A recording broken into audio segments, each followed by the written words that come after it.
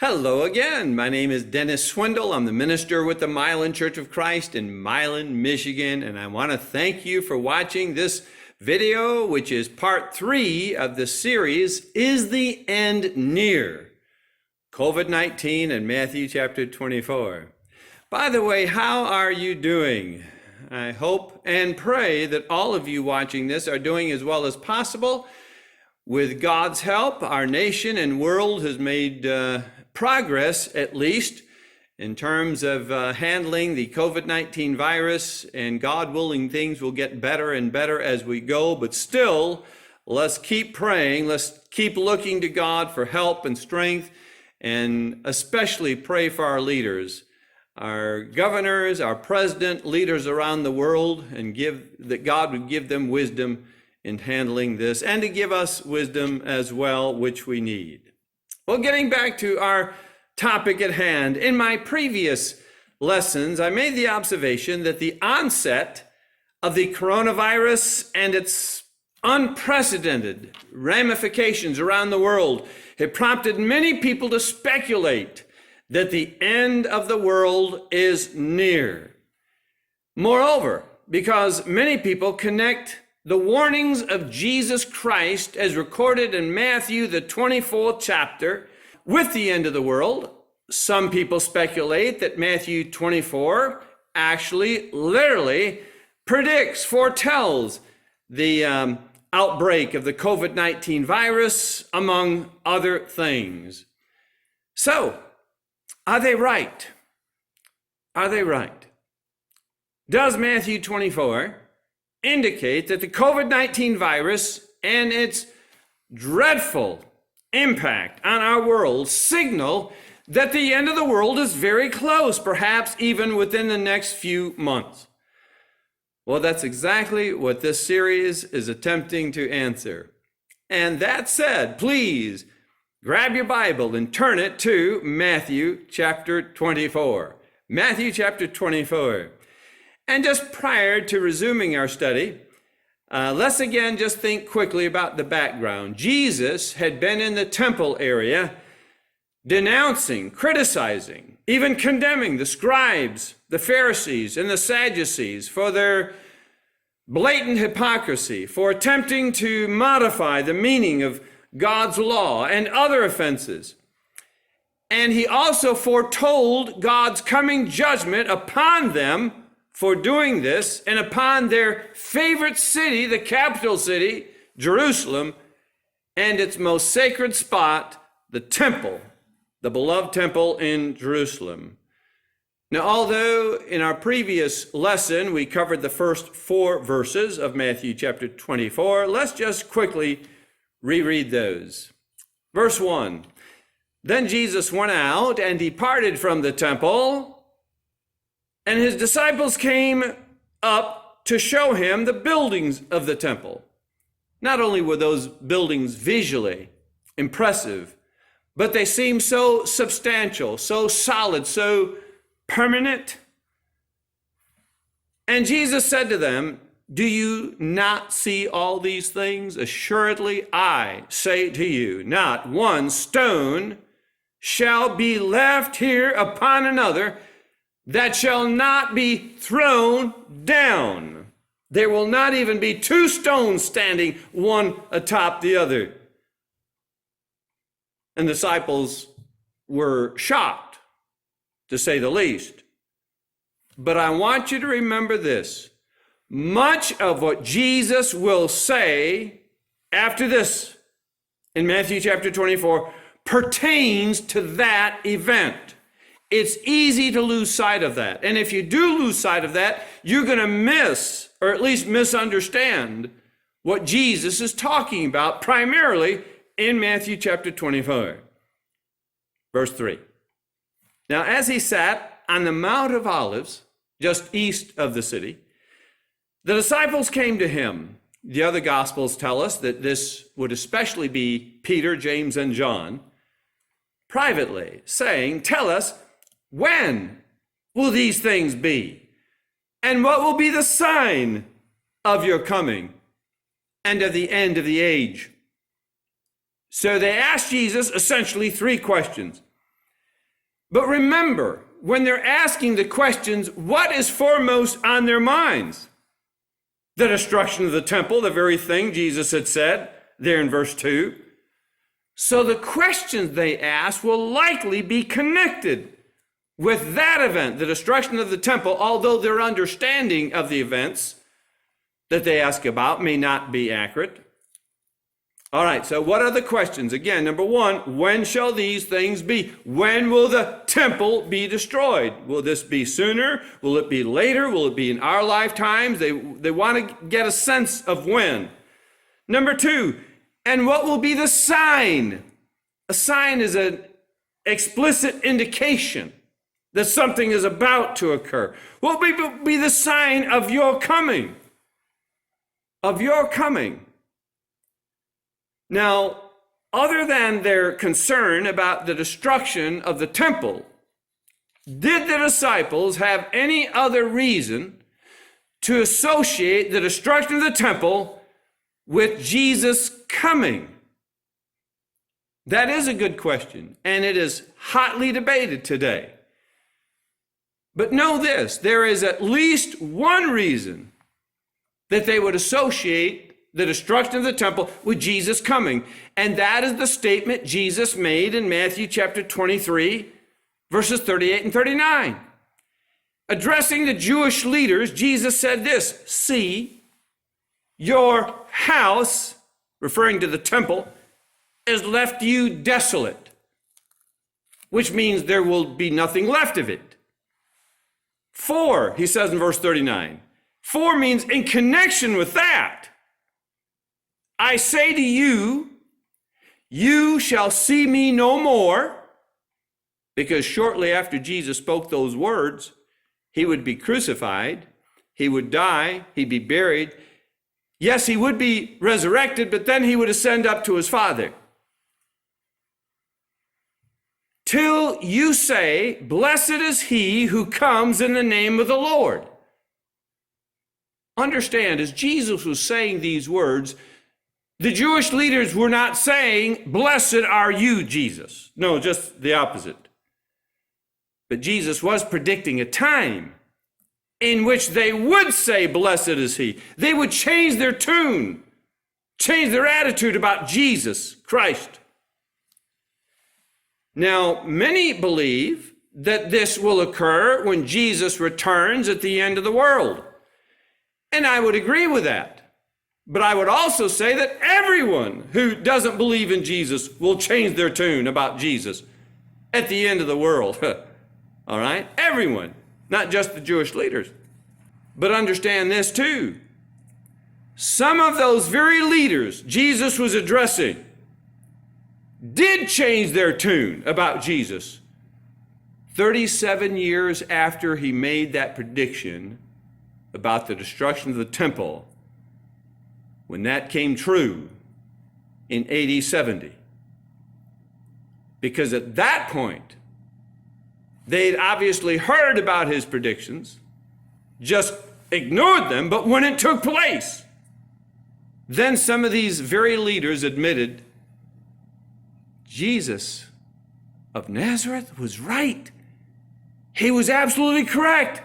And the only way he could have been correct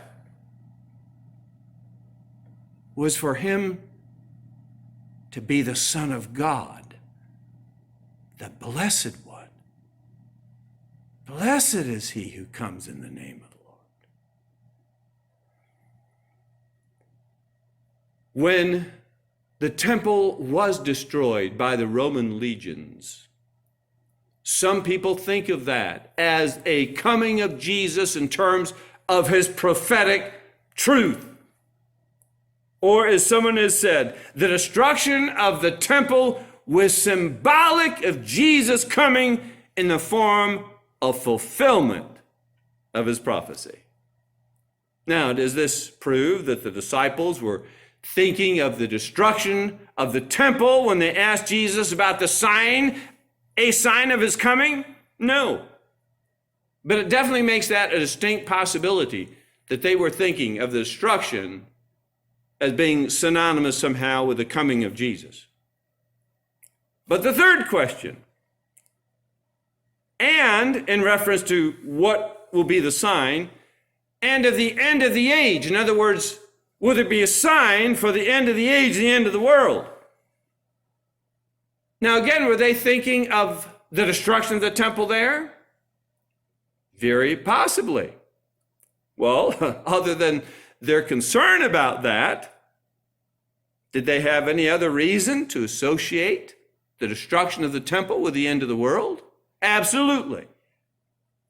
Many Jews could not see the world continuing without the temple. So for those Jews, the destruction of the temple was synonymous with, guess what? The end of the world. The end of the world. Well, getting past those questions, the bottom line is, although their understanding of these events, the destruction of the temple, the coming of Jesus, the end of the age, may not have been accurate, there are good reasons to believe that in their minds at least, those three things, the destruction of the temple, the coming of Jesus, and the end of the world, were synonymous. Well, that's not as important as the answers Jesus provides. So let's get right into those. Verse 4. And Jesus answered and said to them, take heed that no one deceives you. No one deceives you about what? About the destruction of the temple, about the coming of Jesus, about the end of the age. He continues in verse 5. For many will come in my name, saying, I am the Christ. And Jesus adds, and will deceive many. Many will follow those false Christ. Are you aware that long before 70 AD, long before the temple in Jerusalem was destroyed, many false prophets began to pop up, as it were, claiming to be the Christ, claiming to be the Messiah that would deliver the Jews from Roman oppression and conquer the Romans, just as Moses led Israel out of Egyptian bondage. In fact, in Acts chapter 5, verses 36 and 37, Gamaliel, one of the highest ranking Jews, referred to Judas and Theudas, two men that would gather a large group of Jews behind them in opposition to the Romans, but failed. In Acts 21:38, a Roman officer mentioned an Egyptian who had done such a thing. Just a few years after Jesus talked about this, by the way. Josephus mentions those leaders and perhaps others who claim to be the Messiah. And as I suggested a few moments ago, many of these false Christs, when asked about, well, how about Jesus of Nazareth? They said, oh, he was an imposter. Well, on what grounds? They'd say, well, first of all, he never recruited an army, did he? Well, it depends on how you define army, doesn't it? Well, they claimed he never did. They claimed, rightfully so, that Jesus of Nazareth predicted the destruction of the temple, which they said no true Messiah would allow to happen. A true Messiah would never let the temple be destroyed, according to them. And they also said that many of Jesus' teachings were counter-revolutionary. Things like, blessed are the meek, like, blessed are the peacemakers. We need war, not peace. Things like, love your enemies, pray for your enemies, don't resist those who mistreat you. If someone strikes you on the right cheek, turn to him the other. What kind of talk is that? And whoever compels you to go 1 mile, and who could do that? A Roman soldier. Go with him too? We would never conquer the Romans by doing the things this Jesus of Nazareth said to do. Yet Jesus warned of such people, didn't he? Such false Christ that would attempt to convince the Jews to reject Jesus of Nazareth and to follow them. And some of these so-called Christ led thousands of Jews to their deaths. Verse 6. And Jesus said, you will hear of wars and rumors of wars. Long before 70 AD, in fact, before 60 AD, there was unprecedented bloodshed across the Roman Empire, including Judea. Tacitus was a Roman historian, similar to Josephus. He wrote of such times. He said, this is a period rich in disasters, terrible with battles, torn by civil struggles, horrible even in peace. 4 emperors fell by the sword. There were 3 civil wars, more foreign wars, and often both occurred at the same time.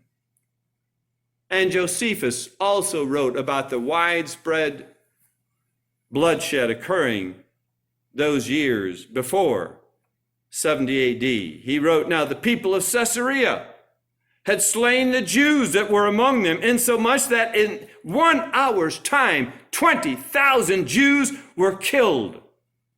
And all Caesarea was emptied of its Jewish inhabitants. Getting back to verse 6 of Matthew 24, and you will hear of wars and rumors of wars. And oh, yes, they heard of them, didn't they? But listen carefully to what Jesus says next. See that you are not troubled. What? Oh, that's what he said. Look again. See, Jesus said, not me. See that you're not troubled. Not troubled by hearing of wars and rumors of wars. Now, Jesus wasn't saying that you shouldn't feel badly for those who are the victims of such wars. No, he's talking about being troubled concerning the upcoming destruction of Jerusalem. That's what would be on the minds of many Jews. Don't be troubled about that. And Jesus continues, for all these things must come to pass. And listen, but the end is not yet. The end is still a ways off. In other words, these things, these wars and rumors of wars, and Jesus will mention other things, are not signs of the end of the temple or of the world for that matter. Verse 7. For, and he's still talking about that idea of the end is not yet. The end is still a ways away. Nation will rise against nation, and kingdom against kingdom, and there will be famines, pestilences, and earthquakes in various places. Please, don't miss the point Jesus is making here. He's saying, see that you're not troubled by news of these events. Don't be troubled, for all these things must come to pass, but the end is not yet, which means the end is not close yet. So don't be troubled by what things? Wars, rumors of wars. In terms of the end of the temple, don't be troubled when you hear those things. When you hear of nations rising against nations and kingdoms against kingdom. When you hear of famines and pestilences and earthquakes in various places. These are not signs that the end of the temple, or the world for that matter, are at hand, imminent. It's so easy to miss that, and a lot of people do. Sad to say, I once did for years. I thought all of those signs were referring to the fact that the end of the world is close, and no, I was mistaken. I was mistaken. Now, by the way, all the things that Jesus did mention did, in fact, occur many years before 70 AD, before the temple was destroyed. There were earthquakes. Did you know we read of earthquakes immediately following Jesus' death? At his crucifixion, Matthew 27 mentions an earthquake. When he was raised from the dead, there was an earthquake, Matthew 28. In Acts chapter 16, 26, it records a great earthquake in Philippi that was so great that all the people in that huge jail, all the chains that bound them just were broken loose. There was a major earthquake on the day Nero became emperor in AD 54. Seneca wrote in AD 58, 12 full years before the temple would be destroyed. He said, "How often have the cities of Asia and Achaia fallen with one shock? How many cities have been swallowed up in Syria? How many in Macedonia? How often has Paphos become a ruin due to an earthquake? News has often been brought to us of the demolition of whole cities at once." And there were famines. In Acts 11:28, Agabus, a prophet of God, predicted a coming famine. And guess what? Following those famines, there were frequently pestilences before 70 AD that killed hundreds of thousands of people. Yes? Yes. And then verse 8, this is as far as we can get in today's study. Verse 8, listen. Jesus said, all these things, everything I've mentioned up to now, are what? The end of the sign at the end of the temple, the end of the world? No. All these things are the beginning of sorrows. Let me reread that. All these things are the beginning of sorrows. It's going to get worse. If you think the aforementioned things are bad, just wait around. Things will get a lot worse. But don't forget his point back up in verse 6. The end is not yet. It's still a ways away. And when you hear these things, the wars and the earthquakes and the pestilences, folks, it's going to get a lot worse from there on in.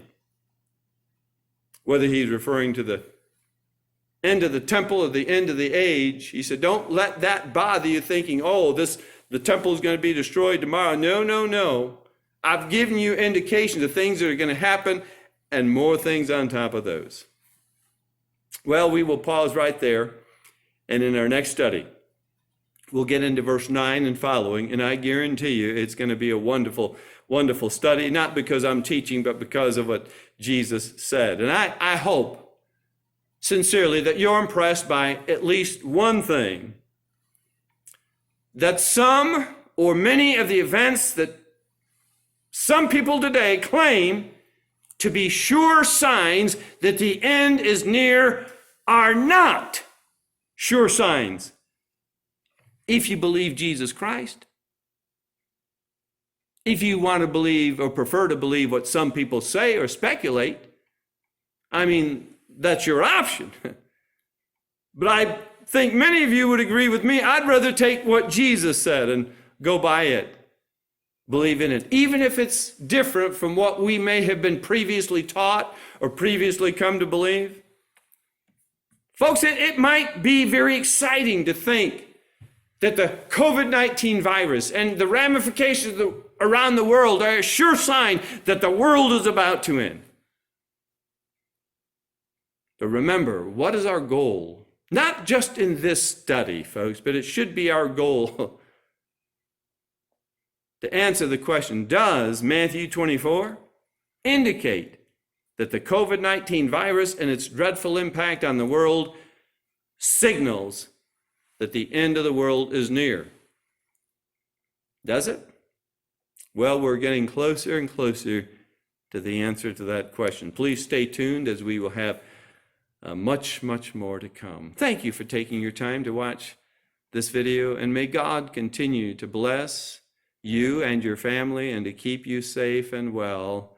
Always look to him, and may all this that's going on cause thousands, if not millions of people around the world to look to God and to look to Jesus Christ for salvation, because salvation is only found in him. Thank you again. God bless.